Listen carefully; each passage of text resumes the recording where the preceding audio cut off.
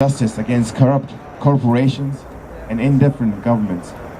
They are the 99% which has the grit to survive, the defiance to face their persecutors, and the courage to fight back. And the fight is still going on.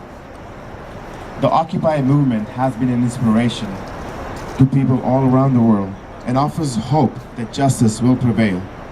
Thank you for catalyzing the change, and things will change. In today's world, corporations are more powerful than governments. Although we are told that governments and politicians are regulators for our society, it is the corporations who are the real puppet masters. They are the 1% who have risen above the law and routinely violate justice and democracy every single day. The Bhopal disaster is a chilling example of one corporation's criminal acts and its attempts to cover up its wrongdoings. We are here to seek your support and remind the world of the survivors' struggle for justice. On the night of December 2nd, 1984, approximately 40 tons of deadly chemical gas, MIC, leaked from the pesticide factory owned by Union Carbide Corporation in Bhopal. The gas immediately spread to densely populated residential colonies inhabited by ordinary working class people who were sleeping that night. When the deadly gas invaded their homes, they woke up to swollen eyes, coughing and choking. With no prior knowledge of what to do in a gas leak, people ran for their lives. But they could not outrun death. On that night alone, 2,500 people were killed and over 200,000 were injured. Documents unearthed after the gas leak show that Union Carbide plant in India was marked by inadequate maintenance, insufficient attention to safety, and a failure to respond to previous accidents and warnings from workers. Prior to the accident following the death of a fellow employee, the factory workers appealed to the company, asking them to review safety measures, only to be told that there were no safety problems. According to Union Carbide's own safety inspector, its plant in Bhopal did not even meet basic safety standards. Union Carbide's internal documents also reveal that the company knew about the possibility of a massive disaster, but chose to ignore warnings in order to cut costs. In 1989, Union Carbide and the Indian government negotiated a settlement that amounted to a measly $500 per person, per victim, an amount that is paltry even by Indian standards. This compensation wasn't even enough to cover medical expenses of those affected by the disaster, and much of the money did not even receive the victims. But listen to this, occupiers. The Bhopal disaster did not end that night. The Bhopal disaster is still happening. The site of the pesticide factory has not been cleaned up 27 years since then, and is a source of toxic chemicals that continue to contaminate the soil and the groundwater to this very day. Thousands of people in Bhopal are still forced to drink water laced with higher levels of mercury and other toxic pollutants. These chemicals have found their way into the wombs of mothers and into the bloods and bones of their children. The incidence of stillbirths, infant mortality, fetal abnormalities in Bhopal is without parallel in the rest of the world. Numerous studies, including by Union Carbide itself, acknowledge the pesticide contamination in the area. In 2001, Union Carbide became a fully owned subsidiary of Dow Chemical Company. And all of us know when a corporation purchases another corporation's assets, it automatically becomes responsible for its liabilities. However, to this day, Dow refuses to clean up the site near the Union Carbide factory, claiming that it bears no responsibility for Bhopal disaster because it happened in 2001 when it did not buy the Union Carbide. Using all its powers, Dow is trying to evade the justice systems in India and in the United States.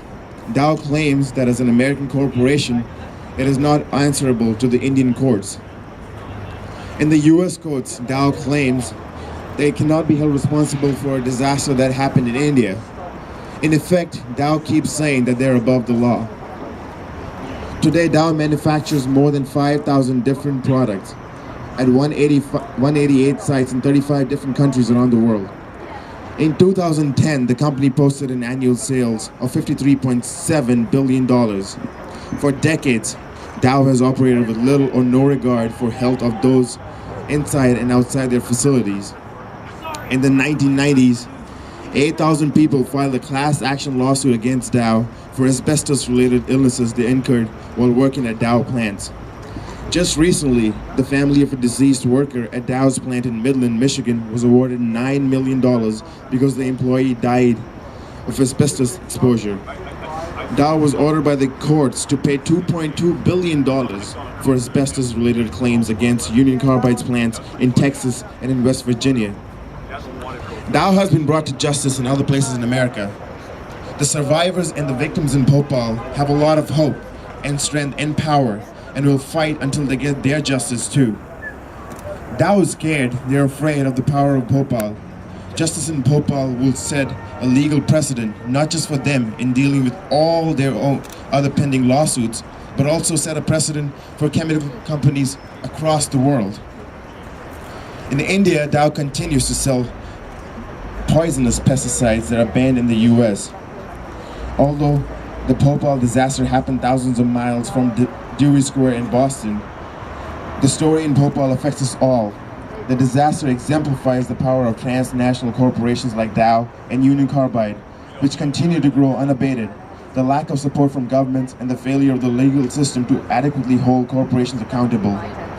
As one person aptly put it, we all live in Bhopal, some closer to the gas chambers and to the mass graves, but all of us close enough to be victims.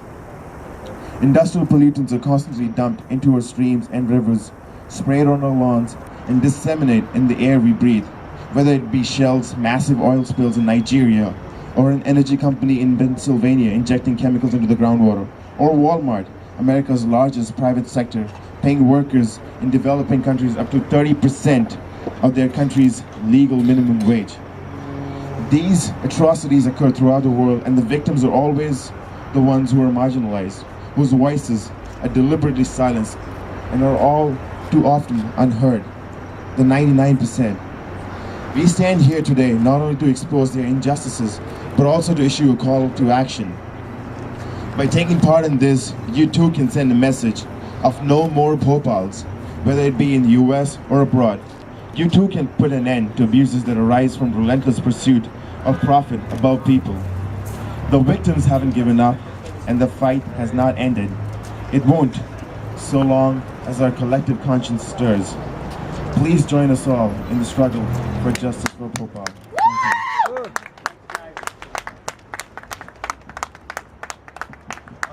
Today with us, we also have one of the survivors from the actual Bhopal disaster, Sanjay Verma. He's traveled all the way from India to come and join us on this 27th anniversary.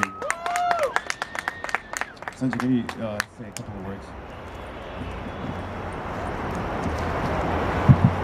Hello Boston.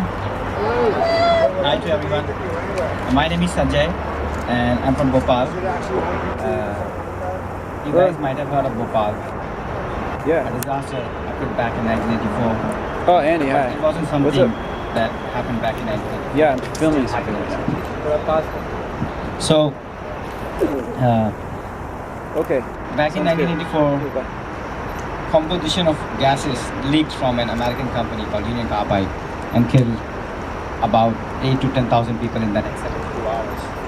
And so far, The switch is a little problem. so it killed about 8 to 10,000 people in the next 72 hours. And so far, 25,000 plus people have died. And there's another disaster.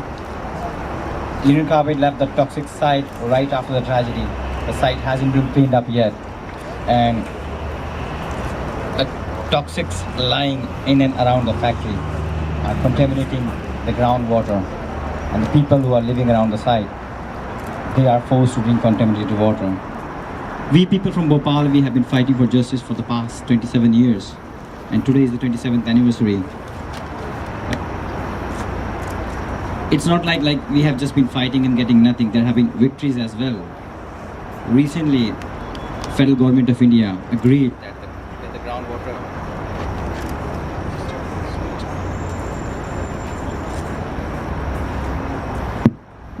that the groundwater is being contaminated by the toxics lying in and around the factory.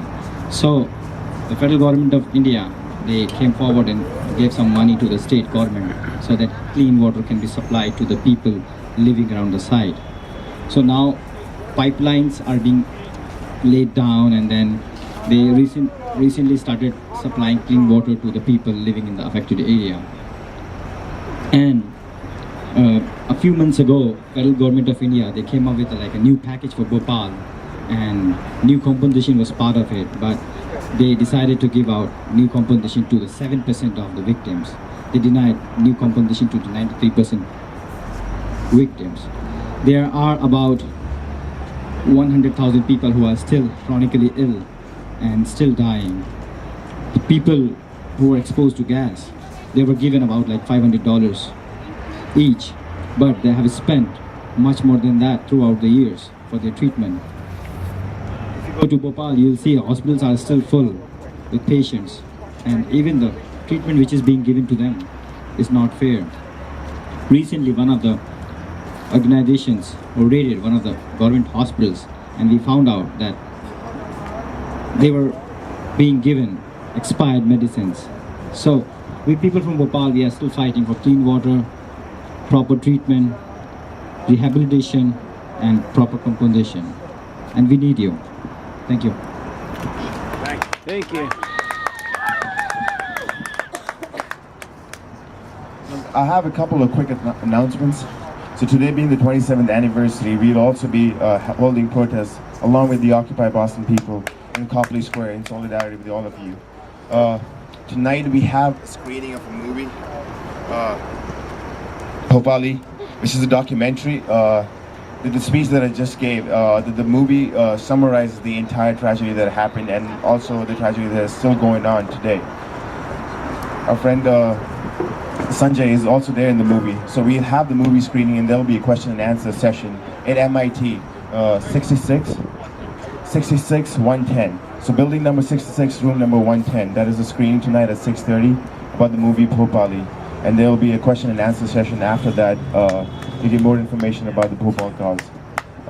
We also have sign-up sheets that are being distributed. You can talk to one of the volunteers and sign up if you want to get more involved in the campaign and learn more about the ongoings about the campaign. And last night.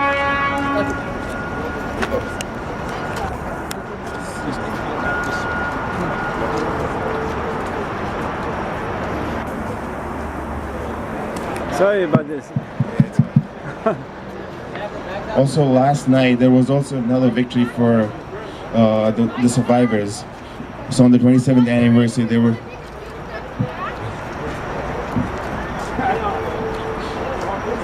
able to force the government to come up. So even after 27 years, there's still some debate, especially with the government and the corporations, about the number of survivors. We might need that mic. They'll be done. Joseph, they're done in 1 second. Just to wrap it up, tonight at 6:30 at MIT, there's a movie screening, and we can talk more in detail about the campaign and how you can contribute to the cause. Thank you. I know. Thank you. Thank you. Thank you for being here.